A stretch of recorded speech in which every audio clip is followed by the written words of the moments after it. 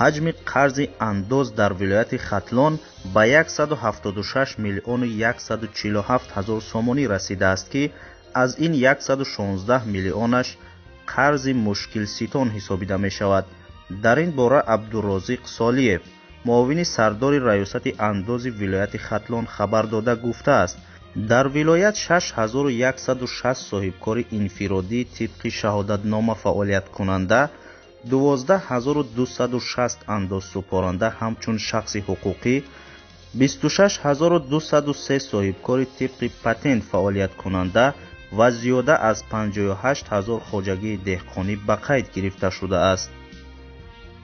омили асосии зиёдшавии қарзи андоз дар иҷро накардани саривақтии ӯҳдадориҳои андозсупорандаҳо аст.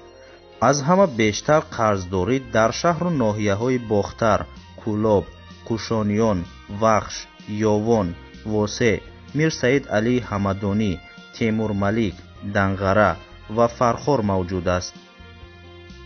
коршиносони масоили иқтисодӣ бар инанд ки ба хотири ҳангуфт будани андоз ва номгӯи зиёд доштани намуди андозситонӣ соҳибкоронро маҷбур ба ин мекунанд ки роҳҳои гурез аз андозро ҷӯянд. иддаи зиёде ба тафтишу санҷиши зиёд ва фасодкориҳои мақомоти андоз тоб оварда наметавонанд.